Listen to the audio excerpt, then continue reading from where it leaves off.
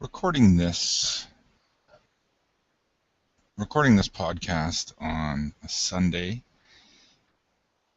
May 25th, 2014, on globalization, and kind of wrapping up some of the issues in terms of the economy, in terms of labor, as it pertains to globalization. A couple of just key points here that I wanted to point out, and I likely should have pointed out earlier on in the unit.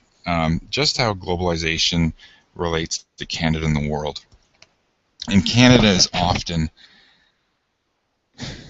seen as a leader in terms of quality of life, in terms of social justice. And there are a lot of different ranking systems to rank Canada and how our country relates to other parts of the world. So there's something called the Human Development Index, and that's the first blank if you are watching this via YouTube. The Human Development Index is a statistic that takes many factors such as human rights, poverty rates, and literacy rates to determine a nation's quality of life. So in 2010, Canada was ranked 6th overall out of 187 countries that were ranked. Canada has been in the top spot 8 times on that ranking, and only Norway has outranked us in the number 1 spot more times. So I think that's pretty neat, and shows us how lucky we are to live in Canada with such a high quality of life. And I don't know if we stop and realize how lucky we are to be living in a country with such a good human rights record, relatively speaking, and a life expectancy rate of almost 85 years old, 85 right now, very high literacy rates. Sometimes it takes viewing a third world country or a developing country and compare it to what we have here before it really hits home. And some of these global human exploitations and sweatshops and child slavery, again, reminds us of how lucky we are. And then maybe begs the question, or leads to a question of does Canada and its citizens have a right to improve quality of life conditions in other countries?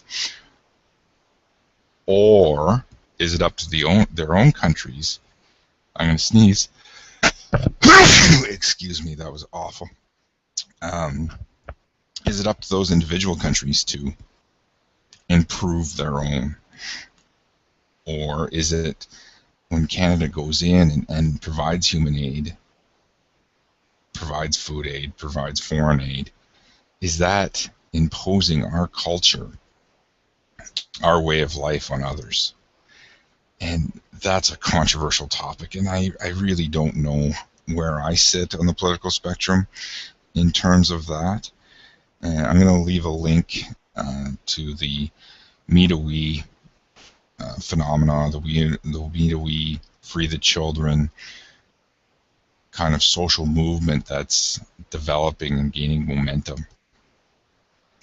Some people believe it's awesome and it's improving lives in third world countries. Others might say that it's infringing upon other countries' autonomy and such. I don't know. I'm not sure what I think about that. I still think it's a pretty cool charity that's doing some good things.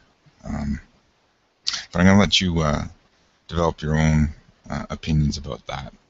So 30,000, this is just giving some examples of human exploitation. 30,000 children have been abducted over 20 years to serve in Joseph Kony's Lord Resistance Army in Uganda. So that's the basis of, if you remember Kony 2012, that was a YouTube sensation social movement that tried to put Joseph Kony's name out there and to drum up media support for getting his name out there, and to hopefully then inspire governments to implement policies to get Joseph Kony out of there. So again, would we want military action? I don't know.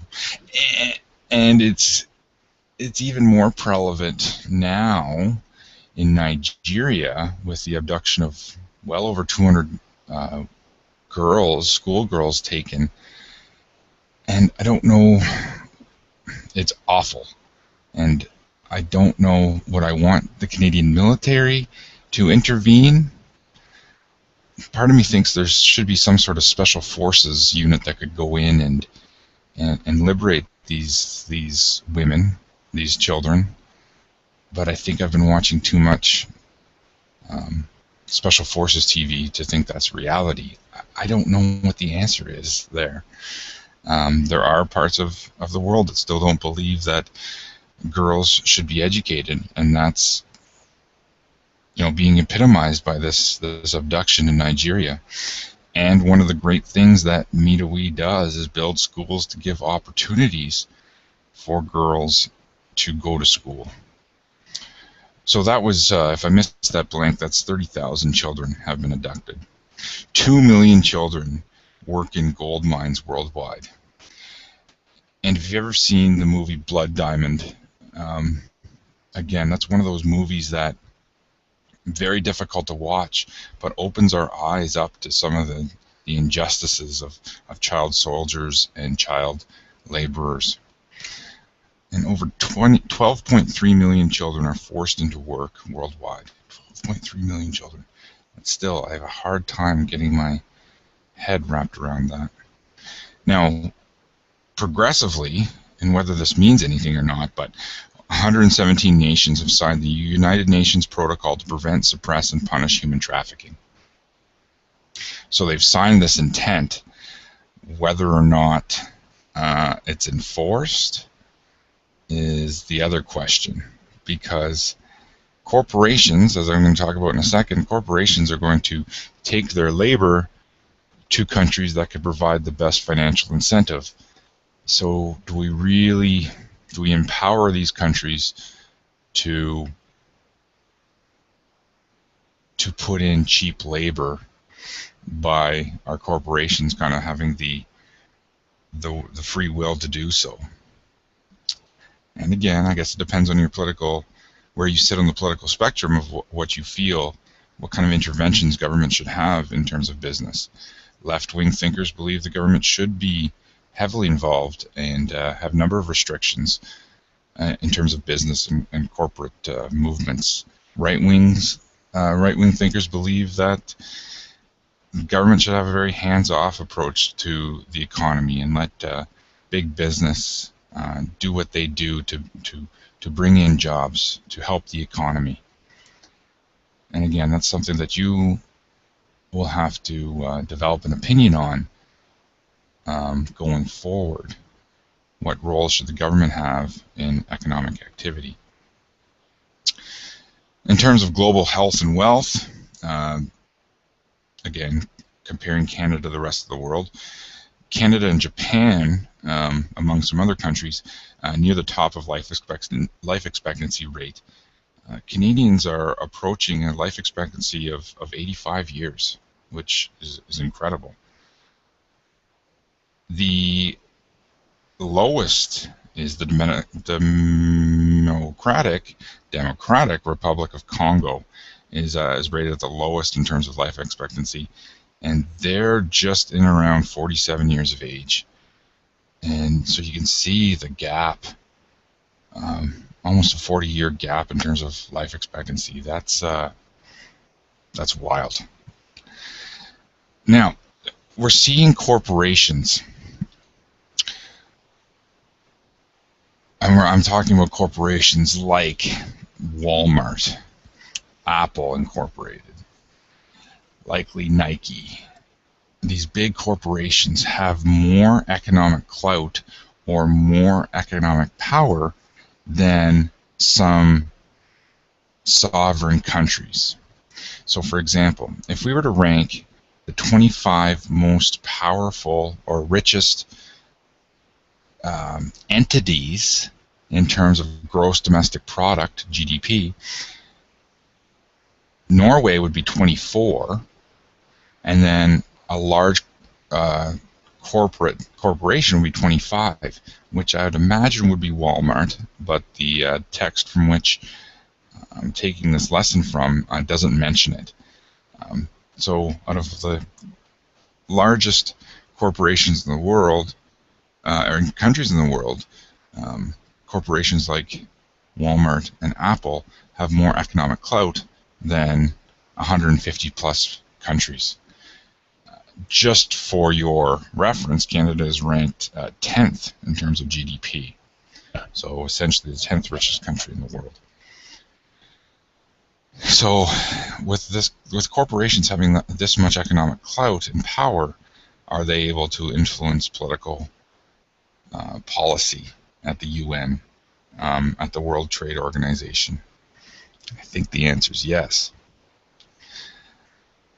Now, minimum wage in Ontario, and I believe it's climbing as of June 1st, is 30 times higher the wage than in Haiti, just for reference sake.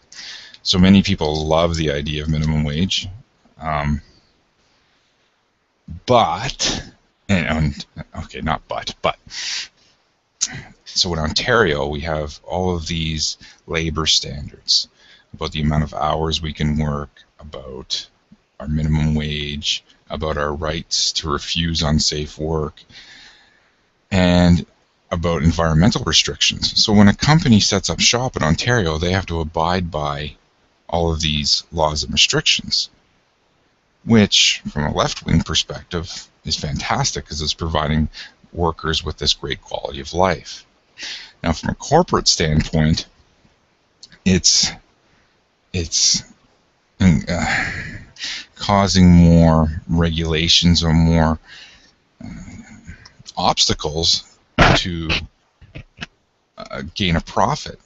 So if I'm owning a big business or a factory, I want to put my factory in an area that can increase my profit. So maybe instead of putting my factory in Ontario, I'm putting it in a developing world country like, let's say, Malaysia, where they might not have a minimum wage. They might not have a max on number of hours you can work in a week. They might not have these same sort of environmental restrictions. So I can increase my profit margin if I move operations overseas. And so that's what you've seen in Ontario and Canada, a lot of manufacturing jobs leaving the province, the country. And this is, I suppose this has been a pillar in terms of election platforms in Ontario is job creation. So this has led to this new international division of labor theory. So corporations, like I just explained, have sought to increase profits by going international. And so using telecommunications and using transportation, you can find the cheapest location to manufacture goods. So outsourcing these jobs has relocated much manufacturing to the developed world. No, developing world. Some people use third world, some people use developing. Some of those terms are problematic because it implies that these countries have to live up to a standard created by first world, created by the developed world, and ranking first versus third implies that our countries are better. And I guess in terms of quality of life we are, but should other countries have to live up to the standard that countries like Canada, the US, and France establish? That was just a side point. Trade liberalization agreements trade liberalization agreements are agreements between countries that remove or reduces restrictions or barriers on the free exchange of goods between countries. So instead of adding tariffs or extra taxes, these trade agreements are reached between countries to allow more of the free flow of goods. And we've seen this in Canada with the free trade agreement with the States, and NAFTA, the North America Free Trade Agreement with Mexico and some other Caribbean and South American countries. When we were nation building in Canada in 1867 and beyond, tariffs, adding taxes to products coming into the country, this was to encourage Canadians to essentially buy local and buy Canadian-based products rather than imported products, which were going to be more expensive. So these labor or liberalization trade agreements take away these tariffs, and those products are not coming in at a more inexpensive rate. And you see buy local, think global campaigns to support your local businesses and such. And as an introvert who likes online shopping, I'm finding that more difficult to do. But again, that's another digression. And then I think everyone would be familiar with this term, but sweatshops are factories in which conditions are dangerous and unfair to workers. And it's these sweatshops and these labor conditions that were it was kind of the impetus for which Free the Children and the Kilburgers created these movements to free children from these oppressive conditions, from these sweatshops where they were chained to sewing machines and not allowed breaks to go to the washroom and underfed. So I'm going to provide some links to some Kilburger interview with George Stropolopoulos. Now, I'm going to also provide a link about Apple's improvement in terms of labor law in China.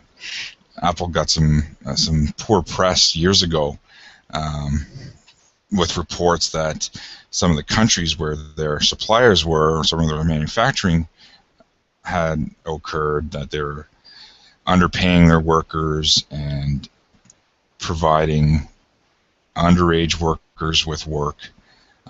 But the article that I'll post is saying that Apple is making improvement to ensure better working conditions.